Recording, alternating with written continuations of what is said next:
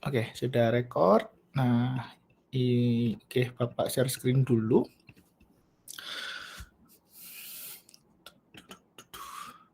Oke, hari ini kita akan belajar time series data dan bagaimana menambang data time series.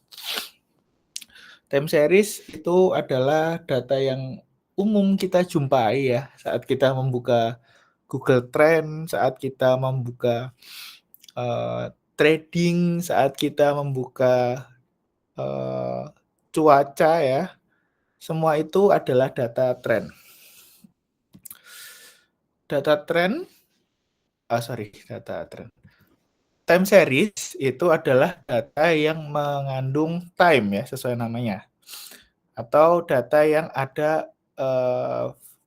ada variabel waktunya. Ini contoh. Saya bisa katakan bahwa grafik ini adalah time series karena ada time-nya. Yang sumbu X ini adalah time. Kita bisa lihat bahwa pada tanggal 17 Maret 97 semua harga itu 0%, artinya peningkatan 0%. Kemudian bergeser ke kanan tanggal 7 ada nilai INTC dan MSFT yang naik dari 0 naik ke suatu nilai tertentu. Ini adalah data trend.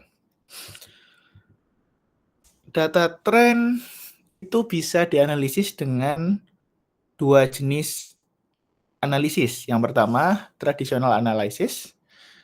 Traditional analysis, salah satu metode traditional analysis adalah ARIMA atau Autoregressive Integrated Moving Average, ARIMA.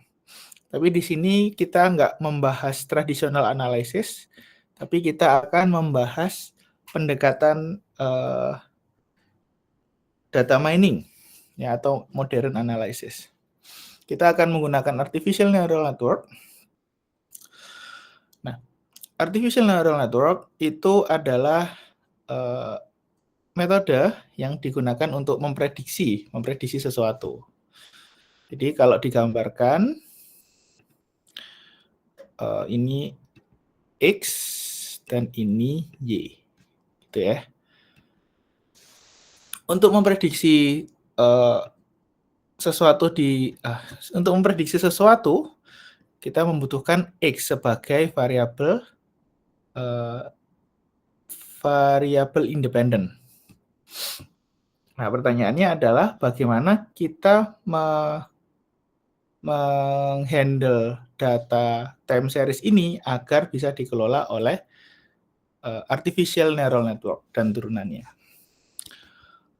Oke, pertama, jelas kita perlu lakukan pre-processing terlebih dahulu.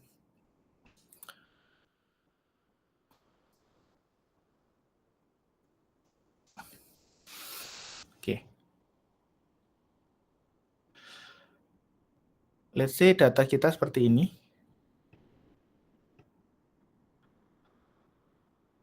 Yang horizontal ini adalah time series ya, waktunya. Jadi ada Z1, Z2,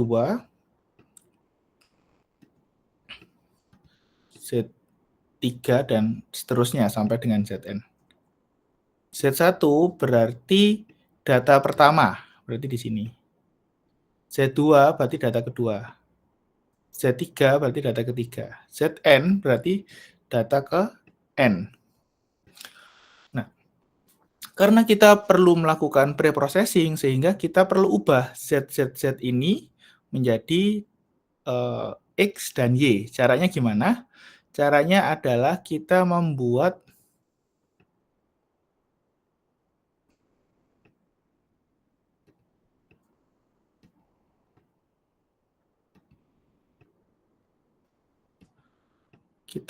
data yang baru.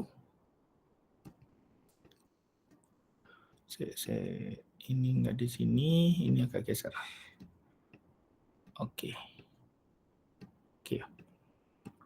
Data yang aslinya seperti ini kita ubah menjadi Z1, Z2, Z3 ini adalah X, dan Z keempat itu adalah Y. Berarti di sini Bapak ingin memprediksi sesuatu tren, ya, suatu time series data dengan menggunakan tiga data sebelum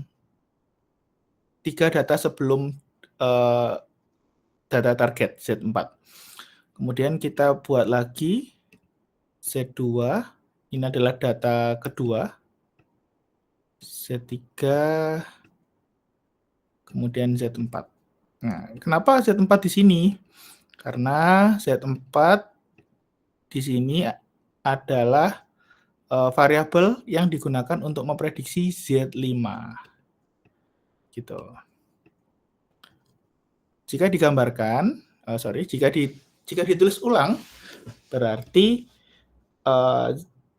di dalam Y itu ada Zn, dan di X itu Zn-1, Zn-2, Zn-3. Nah, proses ini itu dinamakan pre-processing. Mengubah dataset asal yang awalnya dari seperti ini dirubah menjadi seperti ini agar bisa diproses di dalam artificial neural network. Logikanya seperti itu. Oke, sekarang kita coba aplikasikan. Jadi Bapak sudah siapkan Google Colab. Bapak sudah siapkan Google Colab yang akan kita gunakan bersama-sama.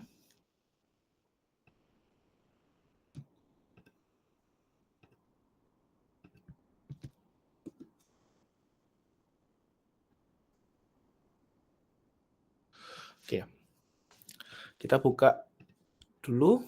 Nah, oke, yang awal, kolom yang awal ini adalah pembuatan dataset. Jadi Bapak ingin menggunakan dataset random saja karena tutorial.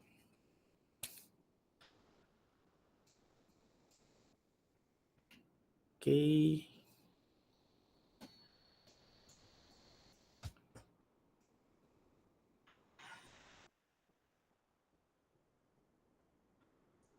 Oke.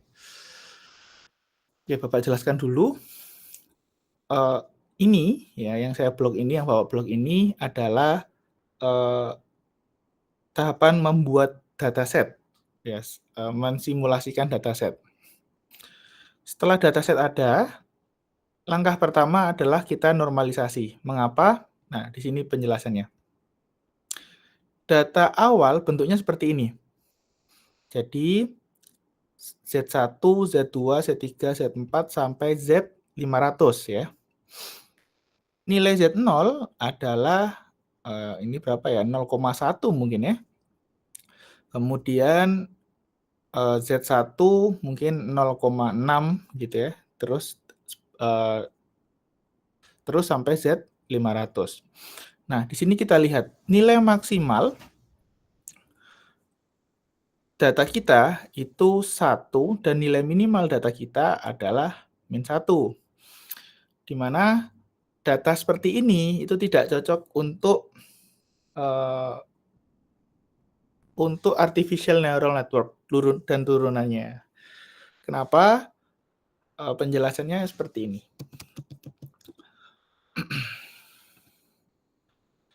Oke, kebanyakan activation layer ya di dalam artificial neural network atau turunannya biasanya seperti ini. Jadi suatu nilai itu antara 1 sampai dengan -1. Dan range optimal untuk activation time adalah 0 sampai dengan 1.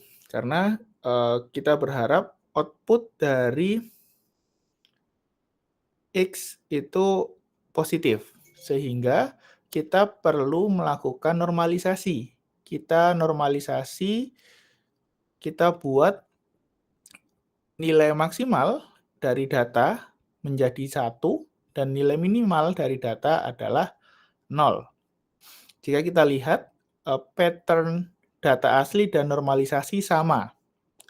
Pattern-nya sama ya, naik turunnya sama. Yang berbeda adalah nilai asli itu maksimalnya lebih dari 1 dan minimalnya sampai dengan lebih dari -1.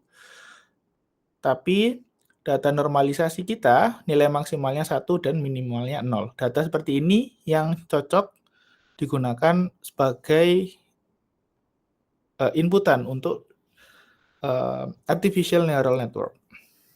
Oke, setelah kita pastikan bahwa dataset sesuai dengan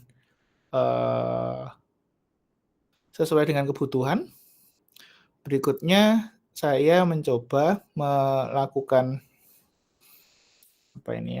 create sequence ya. Kita buat X dan Y yang sudah kita bahas tadi. Kita buat X dan Y. X itu adalah Zn -1, -2, dan -3. Sementara Y itu adalah Zn. Jadi untuk memprediksi suatu titik, misal titik ini, dibutuhkan 3 titik sebelum titik tersebut. Oke, caranya adalah Bapak membuat fungsi create sequence, kemudian Bapak lakukan loop ya, karena data kita kan 500 ya. Jadi n itu bisa jadi 4, 5, 6, 7, 8 sampai dengan 500 sehingga saya membutuhkan loop di sini. Kemudian kalau ada yang bertanya, "Pak, boleh nggak untuk variabel X itu Z-nya lebih dari 3?" Boleh. Misal 5, boleh silahkan. Jadi nanti X yang diharapkan kalau 5 itu berarti Z0, Zn-5, Zn-4, Zn-3, Zn-2, Zn-1. Kemudian output yang diharapkan Y itu adalah Zn. Begitu. Bebas. Anda mau menggunakan 4 atau 3 data sebelum untuk memprediksi target data atau membutuhkan berapa ya, terserah. Nah, kemudian kita pre-processing. Kemudian kita lihat, kita keluarkan data pertama sampai ke 4.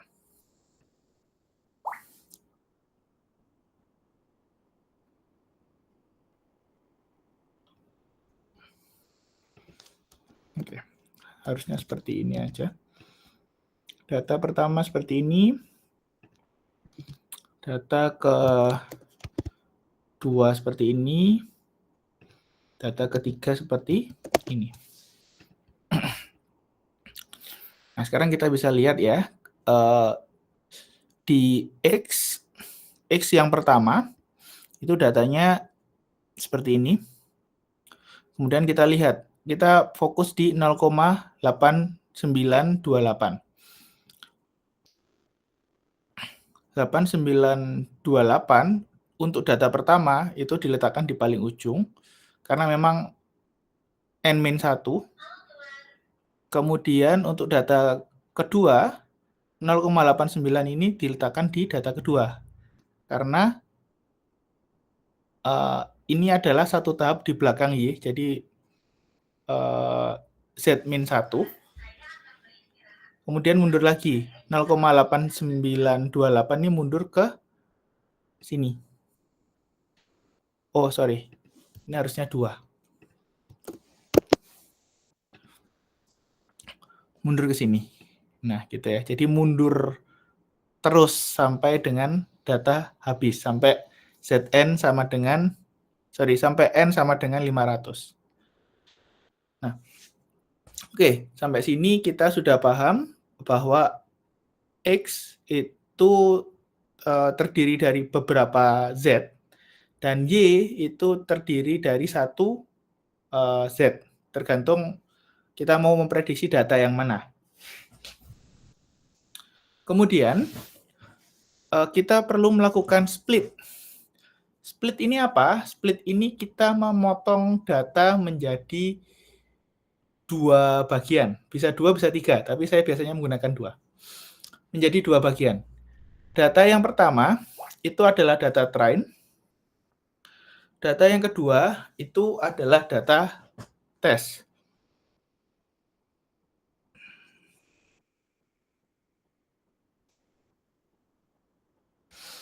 Oke, data yang kedua adalah data test. Data train itu digunakan untuk melatih model. Di model kita, ya ANN, decision tree, dan lain sebagainya, harus belajar dari data train. Kemudian, data test itu digunakan untuk mengevaluasi model. Ya, entah ANN, macam-macam itu yang telah di-training oleh data train akan dites oleh data test. Bagaimana jika model kita cocok untuk data train, tapi ternyata model kita memiliki akurasi atau performance yang lebih jelek saat kita mengujinya di data test? Apa yang terjadi? Berarti model kita mengalami overfitting. Ya, mengalami overfitting. Sebaliknya, saat model kita tidak bisa belajar dari data train, tapi memiliki performa yang bagus di data test, model kita dinamakan underfitting. Jika underfitting, teman-teman tinggal dengan mudah menambahkan epoch atau menambahkan layer atau meningkatkan kompleksitas model. Itu sudah cukup untuk underfitting. Tapi untuk overfitting, kita perlu meningkatkan generalisasi. Melalui apa? Bisa melalui data boost, ya, data boosting, bisa data augmentation, bisa menambahkan dropout, bisa banyak sekali teknik. Nah, oke, sampai sini berarti kita udah paham data train dan data test dan penggunaannya dan juga challenge yang akan kita hadapi. Oke, kita running dulu. Kita split menjadi 2, data train dan data test. Kemudian kita coba membuat model artificial neural network. Jika digambar, gambarnya seperti ini ya.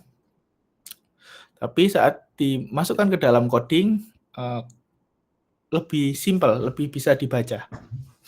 Oke, saya akan jelaskan dulu model artificial neural network. Di sini Bapak menggunakan Torch sebagai tool untuk membuat model artificial neural network. Kalian juga bisa menggunakan TensorFlow atau library lainnya yang digunakan untuk pembuatan model deep learning. Tapi di sini saya menggunakan Torch karena lebih fleksibel. Nanti saya jelaskan kenapa fleksibel. Dan juga menurut Bapak lebih mudah dipelajari secara individu. Kalau TensorFlow kita harus belajar melalui internet mungkin ya. Kita perlu berkelompok juga karena challenge atau hambatan yang akan kita hadapi lebih susah daripada Torch. Kalau Torch, sepengetahuan Bapak, hambatan yang dihadapi itu tentang logika kita sendiri. Oke. Ini adalah contoh model artificial neural network. Di dalam model ini ada 2 function init dan function forward. Function init itu berisikan beberapa komponen yang ada di dalam model artificial neural network. Contoh, jika gambarnya seperti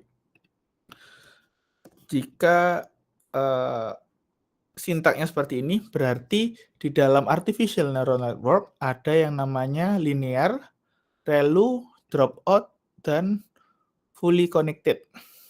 Begitu ya. komponennya ada 4. Nah, di sini kita tidak tahu komponen mana yang akan digunakan terlebih dahulu, nggak tahu. Yang penting saya tahu di situ ada 4 komponen. Coba dibalik, tidak akan ada masalah, karena tidak ada urutan ya. Oke, yang penting kita tahu ada 4 komponen. Function yang kedua itu mengarahkan hubungan antar komponen.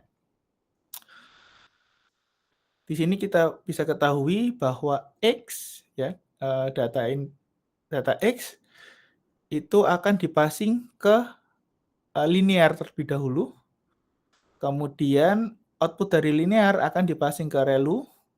Output dari relu akan dipassing ke dropout. Output dari dropout akan dipassing ke torch, flatten. Terakhir, output dari flatten akan dipassing ke fully connected layer.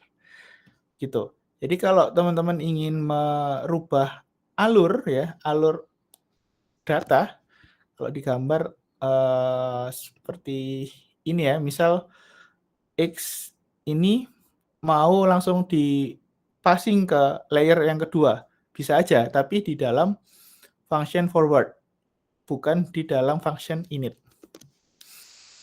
Begitu. Oke, coba kita run dulu modelnya. Oke, berarti sekarang kita sudah punya model artificial neural network. Kemudian kita perlu melakukan inisiasi model. Caranya ya tinggal kita panggil aja kelas artificial forecast model. Kita masukkan parameter yang dibutuhkan. Kemudian kita run saja.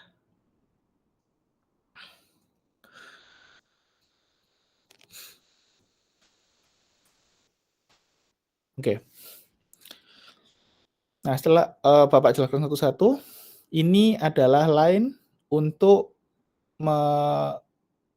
meng-load ya, memanggil kelas ANN dan disimpan di variabel model. Kemudian yang bawah ini ada kriterion. Kriterion ini berhubungan dengan loss function, artinya bagaimana model kita melihat kesalahan. Kita semua sepakat bahwa ANN itu perlu melatih bobotnya sampai dengan sesuai dengan data train ya. Nah, bagaimana model kita melihat kesalahan di dalam pemrediksian data itu ditentukan dengan kriterion. Kriterion yang dapat kita lakukan, yang dapat kita gunakan itu ada banyak sebenarnya. Tergantung jenis data kita, tergantung bagaimana kita melihat data tersebut. Yang ada MSE loss, ini loss function. Ada banyak. Ada L1 loss, MSE loss, cross entropy loss, CTC loss. Cross entropy ini biasanya digunakan untuk klasifikasi. Jadi untuk memprediksi dua hal. Contoh ada gambar, ada contoh gini, jika inputannya gambar baju warna merah, kemudian output yang diharapkan adalah tulisan merah, berarti kita harus menggunakan cross entropy. Karena cross entropy ini langsung membedakan benar atau salah. Sementara MSE itu membedakan jarak antara Y dan nilai yang diharapkan. Kemudian ada NLL loss, ada Gaussian, ada BCE, ada banyak sekali loss function. Oke, kita kembali, kita menggunakan MSE loss function karena kita ingin memprediksi data time series. Kemudian kriterion ini akan, di bawahnya ada optimizer. Optimizer ini adalah apa itu? Perubahan apa ya? Optimizer itu adalah algoritma yang digunakan untuk mengubah bobot dalam model. Ya. Nah, di kelas-kelas sebelumnya kita tidak menggunakan optimizer ini, kita hanya fokus menggunakan learning rate. Jika learning rate terlalu besar, maka suatu model pasti tidak bisa jatuh di titik yang benar. Sebentar. Learning rate. Semoga ada gambar yang bagus.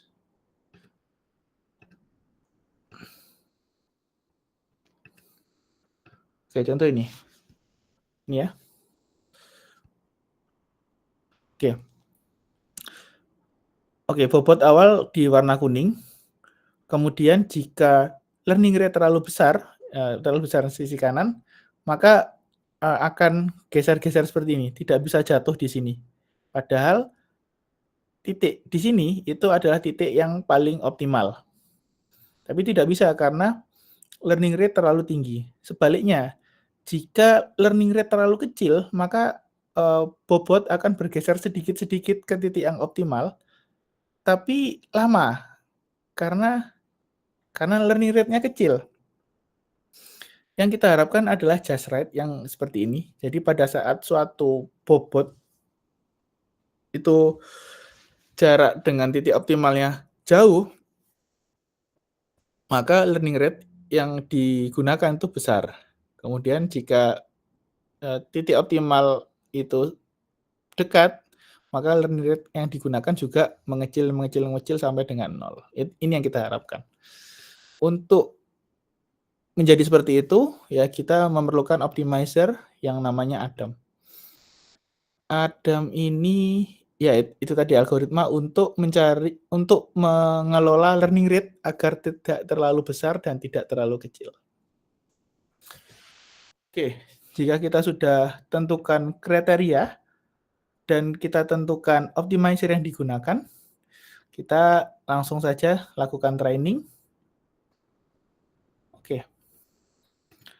Setelah training kita lihat. Nah, setelah training ternyata model artificial neural network itu memiliki hasil prediksi yang hampir mirip dengan kenyataan, ya, hampir mirip dengan kenyataan. Nah, apakah saya bisa meyakinkan diri sendiri ya, saya bisa yakin bahwa ANN ini adalah model yang paling bagus? Dari visualisasi tentu saja sangat susah. Oleh sebab itu kita perlu menggunakan evaluation score. Nah, ini evaluation score. Evaluation score itu adalah ya seperti namanya ya, skor evaluasi untuk menentukan apakah suatu model itu bagus atau jelek. Evaluation score memiliki banyak jenis, bisa menggunakan MSE, ya, mean square error, berarti rata-rata perbedaan hasil prediksi dan hasil aktual, itu MSE.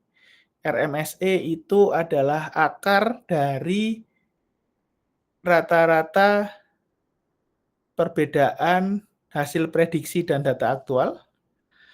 Kemudian ada MAE dan ada R power 2 score.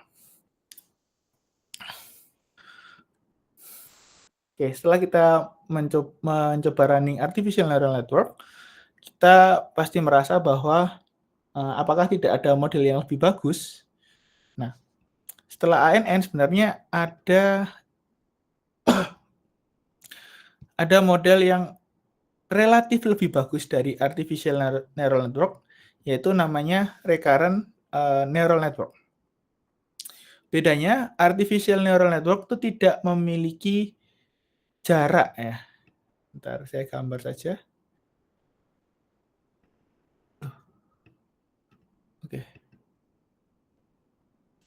Oke. artificial neural network itu tidak memiliki arah ya. Jadi output dari node pertama itu tidak dipasing ke node berikutnya.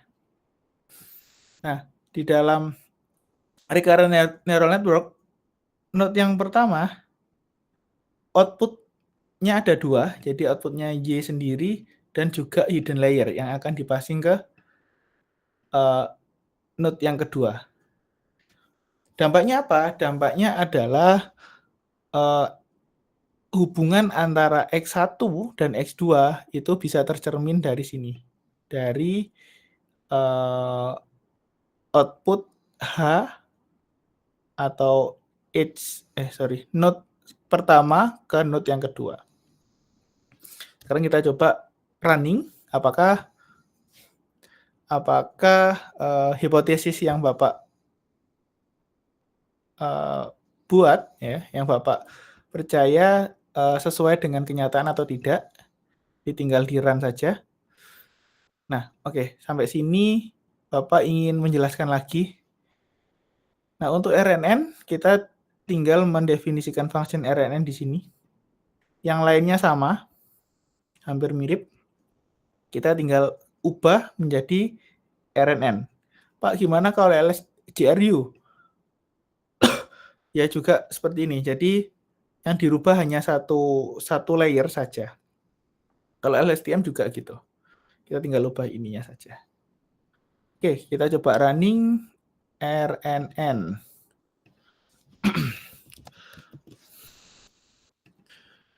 Kemudian kita train. Proses trainingnya lebih lama karena perlu menghitung output dari masing-masing arah yang ini ya. Jadi ada satu tambahan kalkulasi. Jadi lebih lama. Oke, kita coba run, kita visualisasikan hasil RNN. Kita bisa lihat bahwa hasil RNN lebih ya tidak terlihat ya sebenarnya. Tapi saat kita menggunakan evaluation score baru terlihat. RNN memiliki skor MSE 0,043. Kita bandingkan dengan ANN. Oh, ternyata lebih tinggi.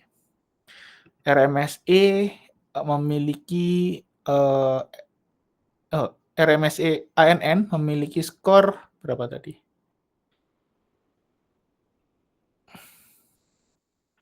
0,650. Kemudian ternyata RMSE RNN juga lebih tinggi. Berarti sampai sini kita bisa simpulkan bahwa model RNN itu tidak lebih bagus dari model artificial neural network. Oke, gimana dengan BLSTM? Coba langsung lompat ke BLSTM saja.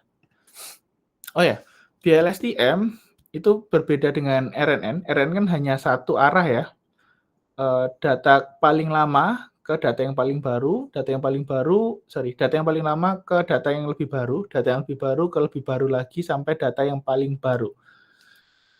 Kalau BLSTM itu dua arah, jadi satu ke kiri, satu ke kanan. Gitu. Arahnya dua. Jadi kita coba run BLSTM.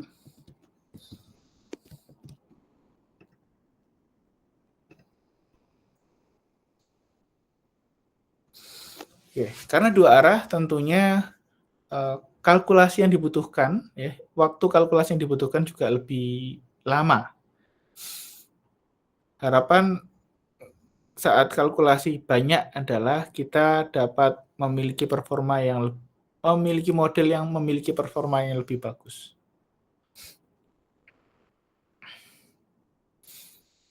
Oke, kemudian kita coba visualisasikan. Bentuknya seperti ini, mungkin lebih lebih menyerupai data aktual. Kemudian saat kita tampilkan evaluation score, BLSTM memiliki mean square error yang lebih kecil ya, harusnya. Kita lihat, oke, MSE ANN 0,042, MSE BLSTM 0,041 gitu. Jadi bisa disimpulkan bahwa model BLSTM itu lebih bagus menurut evaluation score MSE, RMSE, MAE, dan R quadrat score gitu. Nah, kemudian ini kan suatu model kan mudah untuk diubah ya, mudah untuk dimodifikasi. Jadi saat lah kita ingin ada 2 linear ya, berarti komponennya ditulis 2 kali, komponen linear 2 kali, linear 1, linear 2. Kemudian kita masukkan linear 2 setelah linear 1 ya, berarti kita buat di sini saja. Linear 2. Oke, kita sudah memodifikasi ANN. Jadi model ini karena ada 2 penambahan komponen, bisa dikatakan model yang baru itu bukan ANN lagi, sudah model yang lain. Ya, model yang nggak tahu apa gitu. Model yang lain. Jadi kita bisa eksperimen sendiri, silahkan. Anda jika ingin menambahkan BLSTM Pak atau 3 arah, silahkan dicoba. Intinya adalah model modifikasi yang kita buat harus atau kita harapkan lebih bagus dari model yang sudah ada. Karena keterbaruan deep learning ya di situ. Kita memiliki model yang lebih bagus dari model-model yang sudah ada. Dengan cara apa? Ya kita ubah komponen, kita ubah flow dalam model, atau ya banyak sekali novelty yang bisa dilakukan. Begitu saja perkuliahan malam hari ini. Jika teman-teman ingin mempelajari tentang time series forecasting, silahkan buka Google Colab, silahkan utak-utak sendiri. Saya rasa bisa kalian utak-utak sendiri. Dan ya, saya rasa cukup ya untuk belajar kecerdasan buatan. Ya, sampai dengan deep learning saya rasa masih cukup dengan modal Google Colab time series ini. Mungkin gitu aja untuk malam hari ini. Semoga menghibur, menemani malam hari kalian. Sekian dari Bapak. Bentar, saya tutup dulu.